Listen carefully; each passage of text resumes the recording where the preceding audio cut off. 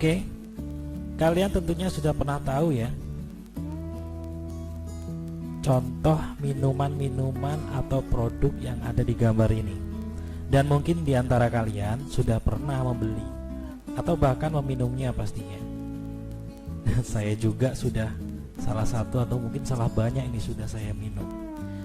Tanpa kita sadari, sebenarnya kita sudah akrab dengan apa yang namanya label ini. Dari packaging nama, kandungan produk, jenis rasa jika itu makanan atau minuman, komposisi dan lain-lain. Itulah yang dimaksud dengan pelabelan sebuah produk. Dan kali ini kita akan membahas lebih rinci apa hubungannya produk seperti ini dengan yang namanya label. Oke, kita lanjutkan ya. Right, kalian tentunya sudah pernah tahu ya contoh minuman-minuman produk, dan mungkin sudah seperti yang sudah saya bilang tadi. Sekarang kita pahami terlebih dahulu apa sih label itu. Oke, label adalah keterangan detail dari sebuah produk, detail atau terperinci dari sebuah produk yang tertulis di luar kemasan. Artinya setiap kemasan biasanya ada ya tulisan-tulisan, gambar, nama dan seterusnya. Itulah yang dimaksud salah satu keterangan detailnya, dengan tujuan memberikan informasi baik cara menggunakan ataupun komposisi dari sebuah produk. Dengan adanya label, konsumen, kita selaku pembeli yang akan menggunakan produk tersebut akan lebih jelas mengenai bahan atau cara penggunaannya. Artinya kalau kita mau beli sebuah produk, pastinya kita harus tahu terlebih dahulu produk ini gunanya seperti apa, untuk apa, dan apa gunanya untuk kita. Oke, sudah mulai bisa dipahami ya.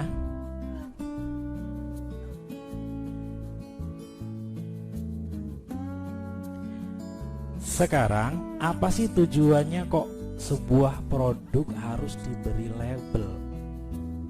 Ini penjelasannya.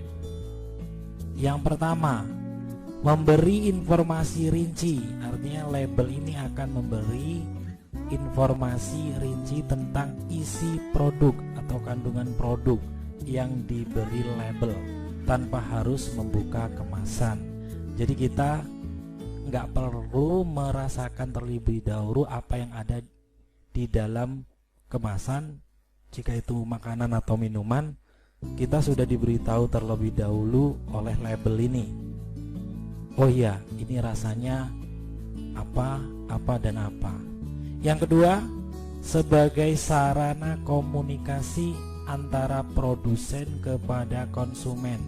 Antara produsen itu yang memproduksi produk itu dengan konsumen, atau dalam hal ini pastinya pembeli ya, tentang hal-hal yang perlu diketahui oleh konsumen tentang produk tersebut.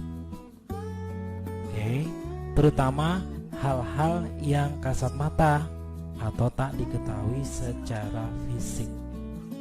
Yang ketiga, memberi petunjuk yang tepat pada konsumen hingga diperoleh fungsi produk yang optimum.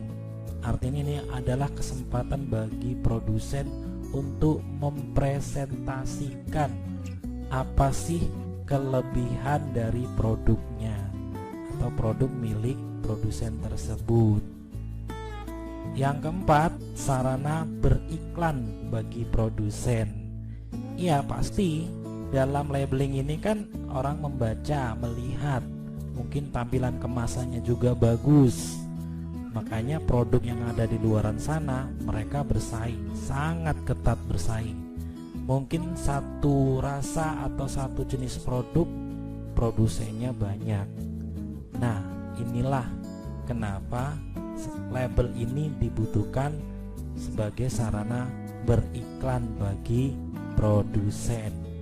Yang kelima, memberi rasa aman bagi konsumen. Kok rasa aman?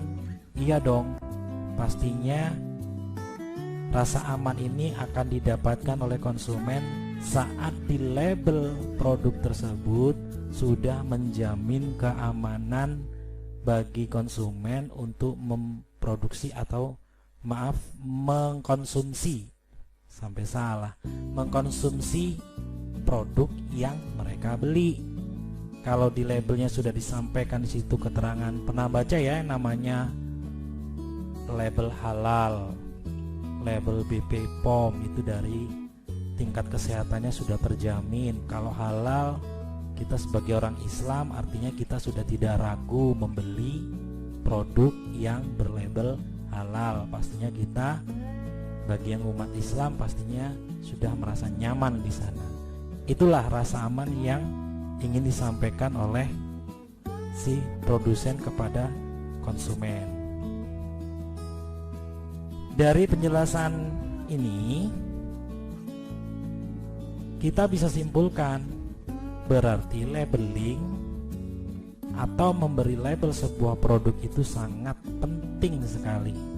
Bayangkan jika kita jualan produk, jika produk kita nggak memiliki label, kan bingungin tuh produk ini, produknya isinya apa, apalagi produknya di dalam kemasan. Kita mau beli apa nih, kita nggak tahu apa yang mau dibeli, sementara tidak ada tulisan satupun di kemasan produk tersebut. Kira-kira pembeli mau beli nggak? Jawab sendiri ya. Bingungnya gimana? Ya kita tidak akan bisa membangun komunikasi yang baik pastinya antara si produsen dengan si konsumen atau pembeli. Oke, kita lanjut.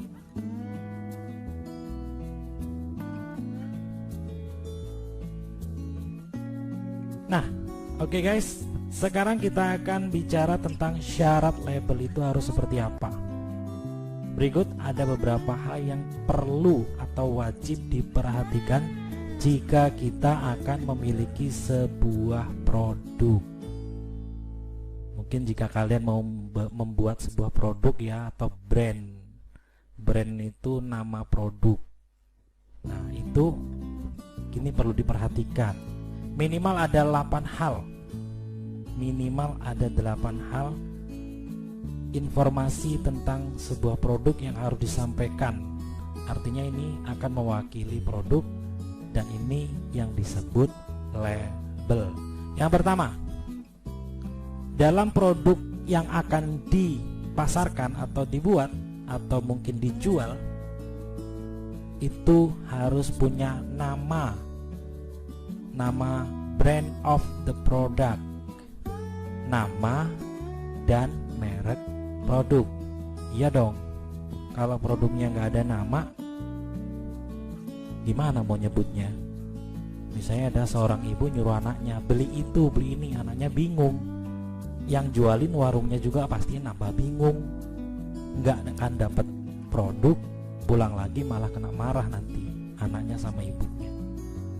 Oke, bisa dipahami ya. Yang kedua, konten atau amount, isi atau jumlah. Biasanya produk itu harus diberi keterangan tentang isinya atau jumlahnya. Dalam satu kemasan jumlahnya ada berapa kalau dia pack ya. Kalau dia pak-pakan atau pack, dia jumlahnya ada berapa. Kalau dia mungkin cairan atau serbuk, dia ada isinya, ada jumlahnya berapa gram dan seterusnya. Itu yang disebut konten atau amount. Oke, the third, description of the product. Nah, ini penting, bahkan menurut saya sangat penting nih ya. Deskripsi dari produk ini akan menjelaskan tentang kandungan, isi, kegunaan, artinya kesimpulan atau deskripsi umum dari produk itu. atau penjelasan umum dari sebuah produk. Dari situ si pembeli sebelum dia memutuskan membeli produk yang akan dia beli, biasanya mereka akan membaca penjelasan yang ada di produk itu atau deskripsi di produk itu. Baru setelah mereka yakin dengan deskripsinya, mereka lihat yang lain, baru mereka akan membeli. Oke, yang keempat, ingredients. Ingredients ini adalah bahan-bahan yang terkandung di dalam produk. Nah, ini biasanya jika produk itu berupa makanan atau minuman, biasanya ada ingredients-nya, ada bahan-bahannya. Misalnya yang dibuat untuk produk itu bahan-bahannya apa saja, biasanya dituliskan di bagian ingredients. Kalau mungkin kalian pernah beli mie atau mungkin snack, itu biasanya dituliskan di sana ingredients-nya, bahan-bahan apa saja yang dipakai untuk memproduksi produk itu. Oke, yang kelima, use, indikasi atau kegunaan. Biasanya use ini digunakan untuk produk-produk yang relatif akan diambil kegunaannya. Contohnya misalnya obat-obatan, biasanya ada indikasi kegunaan. Obat ini misalnya apa, jenis satu produk, misalnya obat sakit kepala, ya kegunaannya dijelaskan ini untuk meringankan sakit kepala. Obat sakit gigi, dia untuk meringankan sakit gigi. Nah, ini juga penting. Kalau nggak dijelaskan begitu, si pembeli nggak tahu obat ini untuk apa. Oke, yang keenam, directions to use and doses. Nah, ini juga biasanya untuk obat-obatan, cara penggunaan dan dosis. Nah, ini sangat-sangat penting. Kenapa? Kalau nggak diberi petunjuk penggunaan dan petunjuk ukuran dosis dari penggunaan obat, wah, bisa fatal. Si pembeli bukannya nambah sembuh, tapi bisa lebih parah sakitnya. Oke, yang ketujuh, directions to store. Store itu menyimpan, artinya adalah petunjuk penyimpanan. Biasanya juga ini untuk produk-produk obat ya, petunjuk penyimpanan. Misalnya obat ini disimpan di bawah berapa derajat Celcius.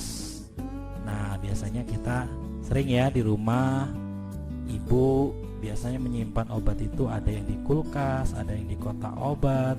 Itu berdasarkan, kenapa kok ada yang pisah-pisah, itu berdasarkan direction of to store-nya, dari petunjuk penyimpanannya. Oke, the last, expiration date. Nah, ini yang harus benar-benar ada di dalam sebuah produk, apalagi dia berkaitan dengan produk makanan, minuman, obat-obatan. Kalau misalnya produk yang bukan berupa makanan yang dikonsumsi, dia nggak perlu mungkin ya expiration date-nya.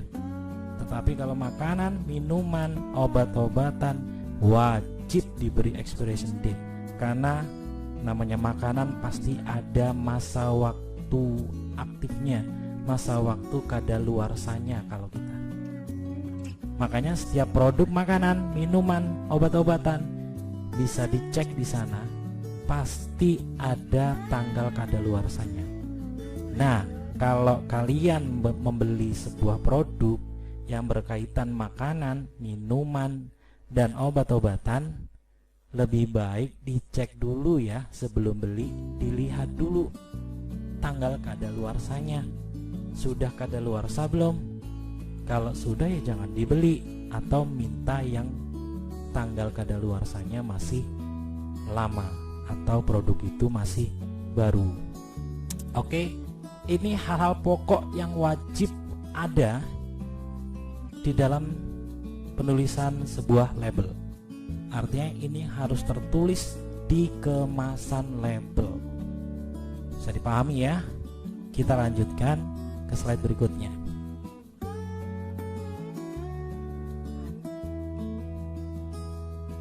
Oke, sekarang kita akan bicarakan tentang language focusnya. Artinya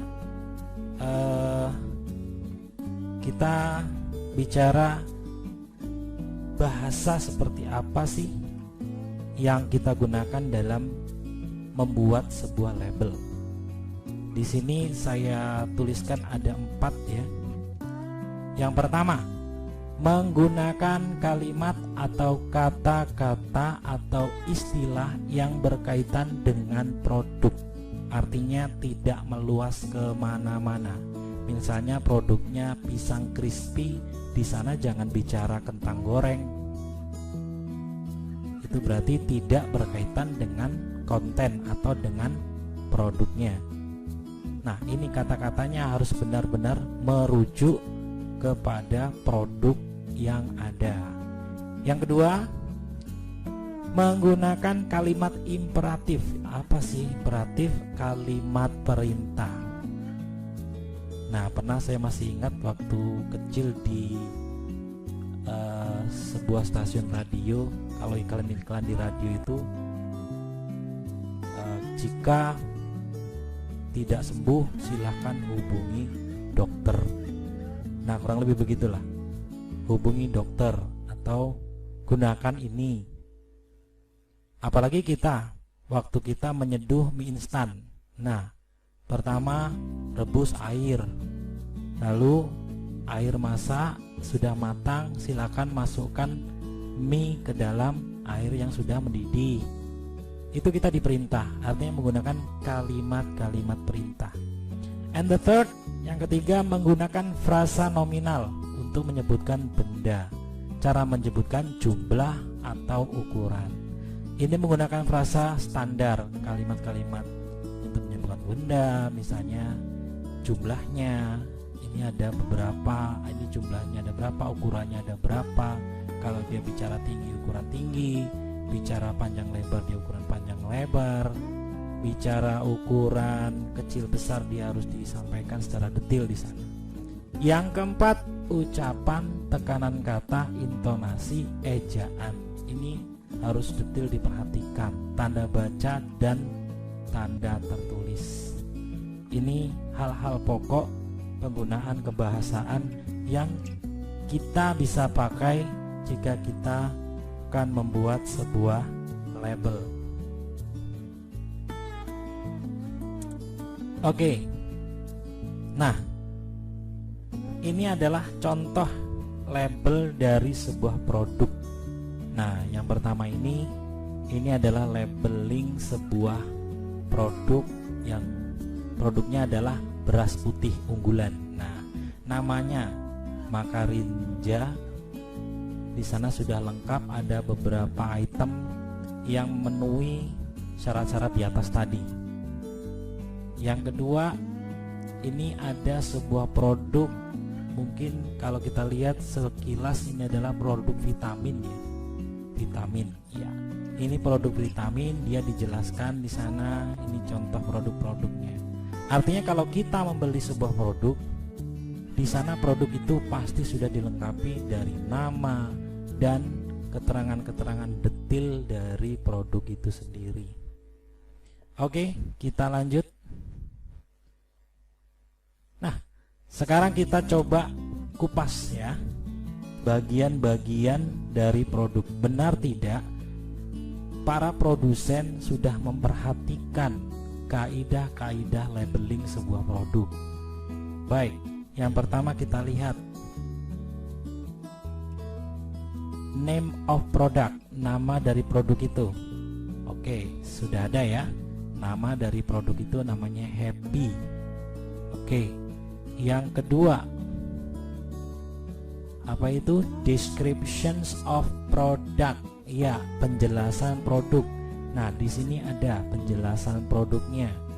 Lalu yang ketiga, dia konten atau aman. Nah, di sini ada jumlah. Biasanya kalau dia ini, kalau kita lihat adalah bubuk ya, minuman dalam bentuk serbuk. Jadi biasanya kontennya gram di sini. Kontennya gram. Jadi jumlahnya dalam bentuk gram. 250 gram, 500 gram dan seterusnya. Oke, yang keempat, ingredients. Nah, di sini biasanya produk-produk makanan itu ada ingredientnya. Biasanya di dalam tabel seperti ini. Nah, boleh dicek ya. Kalau kalian beli sebuah produk makanan, biasanya ingredientnya sudah ditulis di dalam tabel. Ini biasanya ingredient sekaligus komposisi, biasanya bahan-bahan dan seterusnya. Ada juga biasanya ingredients ini juga sudah dijelaskan di dalam description of product, ini juga sudah ada dijelaskan di sana. Oke, yang selanjutnya adalah use. Nah, kegunaan. Nah, di sini sudah disampaikan. Ini kegunaan dari apa sih susu kambing Etawa? Kegunaannya untuk apa? Kesehatan. Nah, kesehatan keluarga. Ini salah satu kegunaannya. Kegunaan dari berbagai macam kegunaannya. Mungkin kalau ingin tahu lebih detail kegunaannya apa saja, ada di deskripsi biasanya juga. Di sana dijelaskan juga di deskripsi. Oke, selanjutnya ada direction to use. Nah, ini petunjuk penggunaan. Nah, ini petunjuk penyajian di sini ditulis. Petunjuk penggunaannya di sini. Oke, selanjutnya ada apa lagi? Direction to store. Nah, ini penyimpanan. Nah, ini petunjuk penyimpanan. Biasanya harus ada produk makanan, ada petunjuk penyimpanannya. Oke. Berikutnya ada expiration date.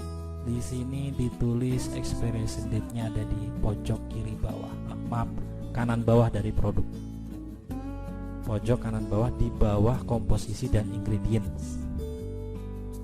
Oke. Dari sini kita lihat ada 8 contoh ya. 8 bagian dari produk. Baik, sekarang kita simpulkan. Dari label ini apa sih? Dari label ini kita simpulkan bahwa ada berbagai macam fungsi label pada suatu produk. Label pada produk juga menjadi jaminan bahwa produk tersebut tidak berbahaya. Minimal itu, tidak berbahaya dan aman digunakan atau dikonsumsi. Sementara itu bagi produsen, label produk bisa dipergunakan sebagai alat promosi dan pengenalan produk kepada konsumen.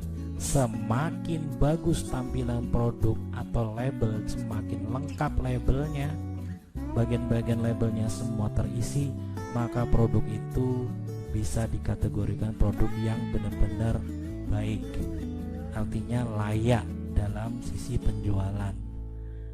Dengan ini kita sekarang minimal jadi tahu bahwa mengingat tujuan penyematan label pada produk adalah menjamin produk dan konsumen, maka sebaiknya mulai dari sekarang kita selalu mencermati ya labelnya, label sebuah produk maksudnya, sebelum membeli produk tersebut.